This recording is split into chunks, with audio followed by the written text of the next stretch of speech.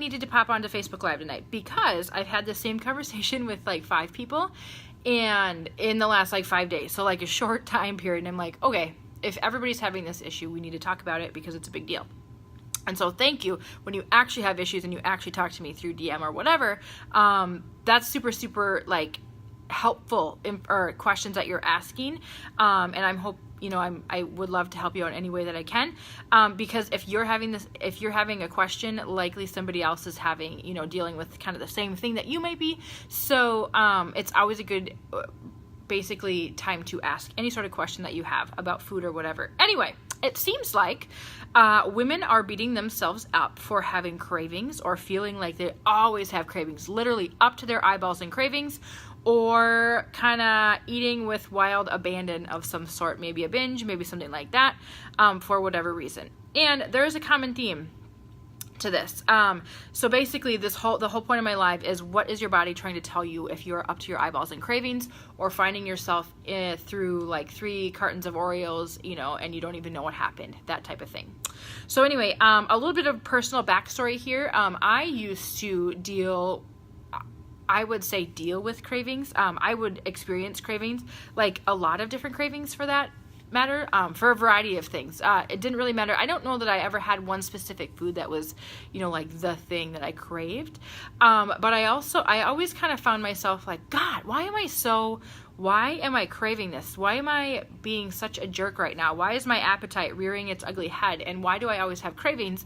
And then I would also go kind of the extreme end of that, where I felt like I was not having like necessarily control over the amount of some foods that I would eat.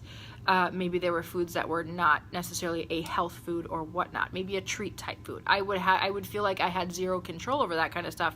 And then I would feel kind of like a little guilty, a little like maybe I was defective because I would have cravings, or because I couldn't manage them, or because I couldn't willpower my way enough into all that kind of stuff. And so I would beat myself up. It was a rough little cycle, this whole cravings thing.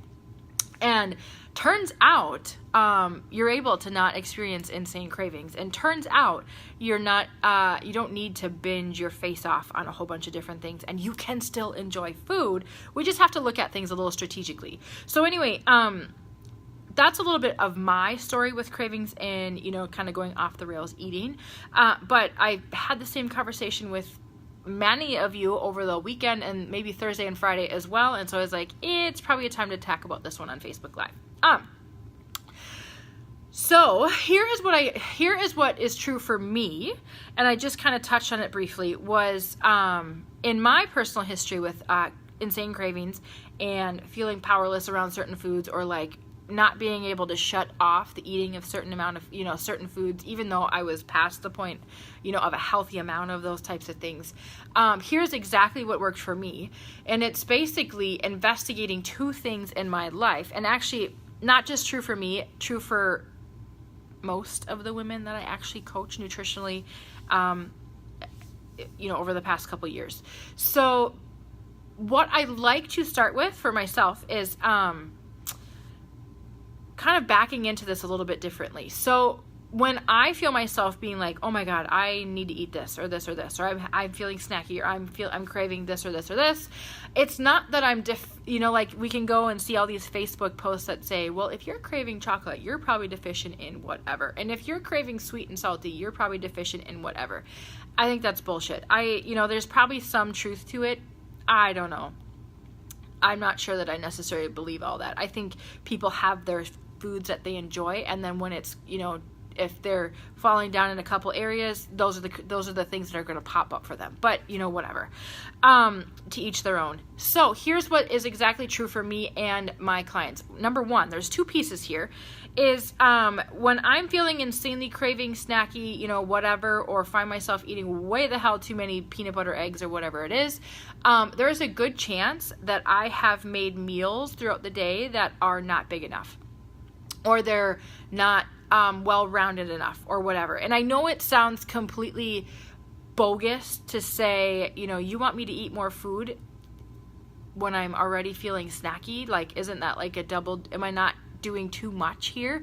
And it really couldn't be further from the truth. So most people, or most women, and myself included, when I am feeling like off the rails, need to eat, kind of want to go crazy a little bit, there's a good chance that breakfast wasn't big enough, lunch wasn't big enough. I maybe needed a snacky meal in between lunch and dinner, you know, or that sort of thing. Or that happened too many days in a row. Maybe I ate light for a couple too many days in a row, and then by the end of the week I was like, whoa, like this is catching up to me type thing. And so that's kind of my body's way of saying, you know, pay attention to what the hell you're eating earlier in the day or earlier in the week, because there maybe needed to be more. And it sounds completely wrong to tell you to eat more at your meals when you're already trying to avoid snacking and feeling like crap about snacking, but it's totally true. What you're doing is, if you're building yourself a well-rounded well-rounded meal, think about the fact that, you know, it takes a lot of energy to be you and to have your activity level in your life and whatever. Same is true for me. Meals need to be like fueled up. Like, we have this kind of, you know, idea in our brain that we should eat light and whatever because we're maybe going to indulge later in the week, and that shoots us in the foot every time. We need to actually build quality meals. Don't be afraid about having a decent sized serving of protein in your meals. Get some fiber in there, some vegetables and fruit. Get some decent carbs in there and some fat. And it's okay to have a nice sized meal. There's nothing wrong with that.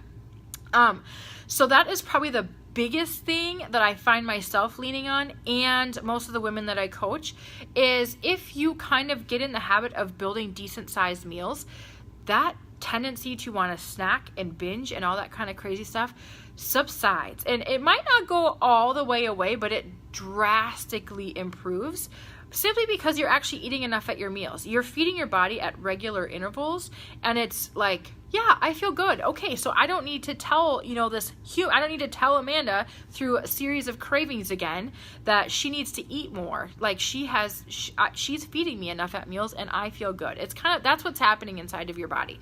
And it sounds wrong. It sounds wrong for me to say you need to eat more at meals when you're trying to already, you know, feel crappy about yourself for wanting to snack and binge, but it is totally legit information. And you can try it on yourself. When you're feeling in those weeks or those days or those months where you're like, my God, all I want to do is eat, inspect your meals. I bet somewhere along the line that some of those meals are way too damn light, or they're not well rounded with a protein, a fat, some vegetables, some carbs in there, right? So there's probably missing some things, or there's just not enough of those things, right? So I can always tell if I have somebody that comes to the gym like, oh my God, I just don't have energy, or all I wanted to do today was eat. And then I ask, like, what did you have for breakfast? I had a bowl of cereal.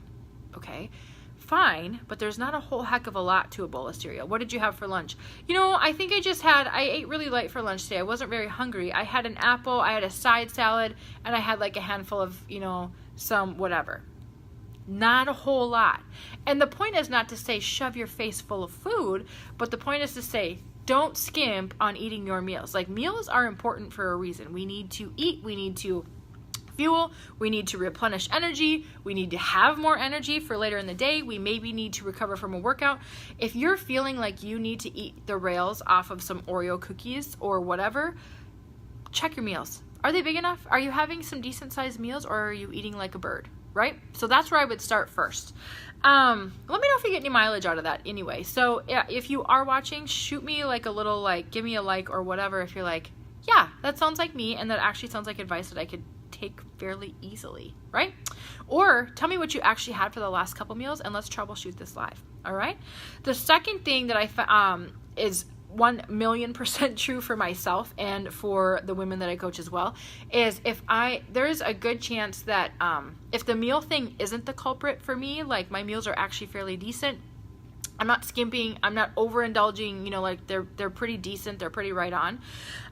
For me, sleep is the big deal. If I'm missing sleep the next day or 2 days or week, I am going to be craving, I call it cheap food, but like the feel-good foods, the donuts, the sugary stuff, the pastry stuff, the stuff that you want to eat that feels good in the moment, but it doesn't really fill you up. And so you just are perpetually hungry all day long if you continue to eat those things. And I'm not demonizing those foods at all. I just, that's just a big deal for me. Alyssa, you say, I totally need this. My cravings have been killing me lately. So Alyssa, listen to these two things. First, I want you to check your meals. Are you skimping on yourself? Are you skimping meals? Are they small? Are you getting well-rounded meals? Check that first. Second thing that I'm talking about right now is check your sleep. So last night I think I got something like 5 hours of sleep, and I'm a 90-year-old. You guys, I go to bed at 8:30, and I need my sleep. I need like 8 hours to be nice and a productive human being. And when that doesn't happen, you bet your ass. Like, I totally wanted to go to the bakery today and like binge eat donuts. I didn't, because I've learned to recognize that sleep is an issue for me, and that kind of produces all these feelings and whatnot. But if I am low on sleep, I will always feel afternoon snackies. I will always crave lots of donut-y things and whatnot.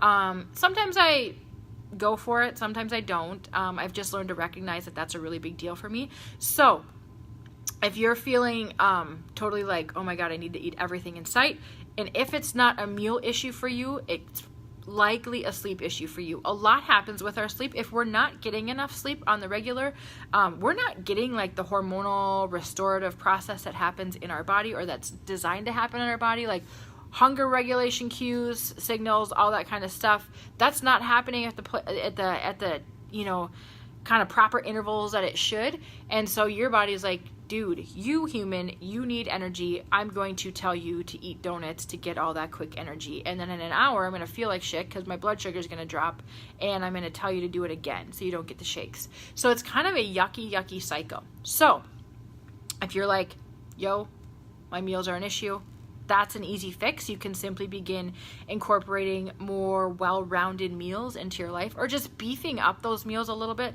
Make sure there's a protein on there. Protein helps keep us satisfied and all that kind of stuff. It helps do a whole bunch of different things. Get some fiber in there. Nobody ever died from eating fruit and vegetables. I promise, unless they're allergic, right? We are not going to, get into trouble by eating fruits and vegetables at meals. Do not be afraid, please, to eat fat at your meals, especially if you're a woman. Add some avocado. Cook your vegetables with olive oil. Roast your vegetables with, some sort of healthy fat. There is nothing wrong with healthy fat in a diet. That is a huge thing for women. We need a certain amount of healthy fat. So don't be afraid of that kind of stuff. And then, of course, carbs often get, a bad rap, but I ain't mad at you if you are eating some good whole grain bread, if you are eating some rice or whole grain something or another. I'm not mad at you if you're eating a simple carb every once in a while as well. Bodies need carbs. Active bodies need carbs. Brains prefer carbs for fuel and thinking and cognitive purposes.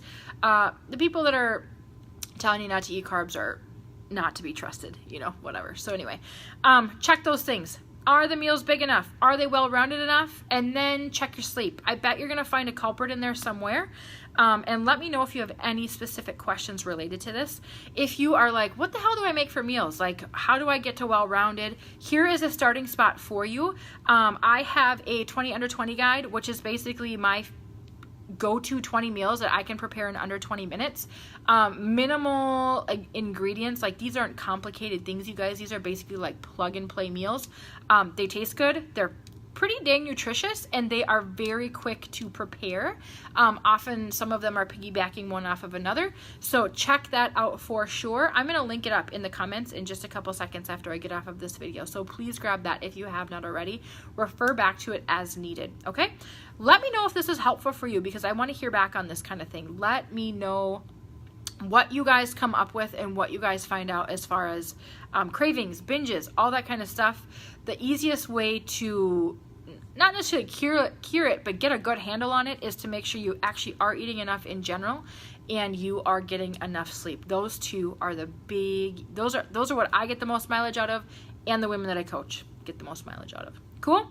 Happy Monday. Drop me questions. I'll be working for a little while yet tonight, so I will get back to you as needed. If you have like a sensitive question that you're like, I don't want to ask that on Facebook Live, please just hit direct message and I will answer your question that way. It's a little bit more private. Cool? Happy Monday. Bye-bye.